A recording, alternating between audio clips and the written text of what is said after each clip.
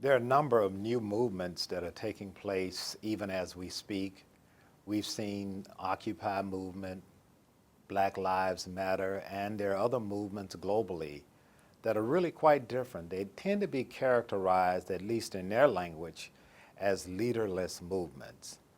I'm hoping that you'll be able to comment on that for a moment. But let's also ask questions about bridge leaders. What might be the role of bridge leadership?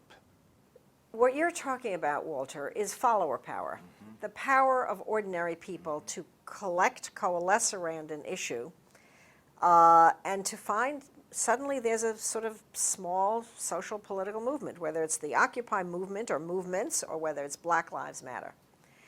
Now, we know that the Occupy movement, I don't know, fizzled is the right word, but it certainly didn't grow in ways that some of us thought it might, because there was a lot to feed it, including everybody knows about gross income inequity in the United States.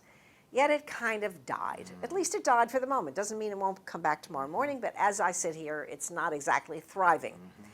Now, Black Lives Matter is possibly similar, but we don't really know yet. It's too early. It started with Ferguson, then we had a whole series of other events, obviously, that sort of fueled that, gave further fuel to that fire.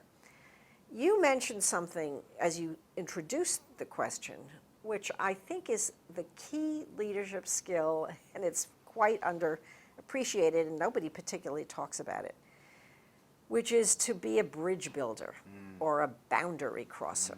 How do we get from Black Lives Matter to embracing the police?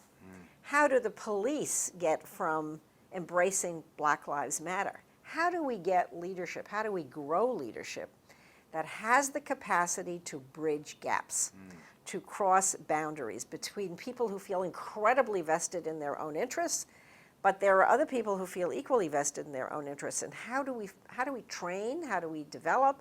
How do we make people understand that that capacity, and this is to go back to your point about the global world, this is about Americans and Russians, and it's about the Saudi Arabians and the Israelis, you name it. Around the world, especially in this globalized world, how do we grow people who have that capacity to bridge gaps, especially when they're yawning gaps?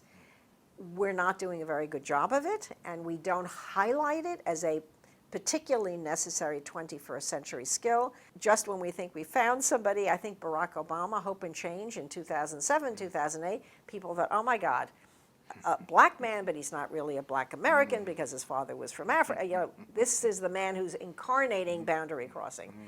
Not clear to me that he was able ultimately to do that. And I don't think he particularly saw his role that way. He had other things he wanted to do. But I think that it's very much grows out of your question. How do we lead in this globalized world? So it seems to me the capacity to bridge those gaps from Black Lives Matter, as I said, to take the most obvious example, to the police, to White Lives Matter too, to Asian Lives Matter, everybody's life matter. How do we go from Black Lives Matter to Lives Matter?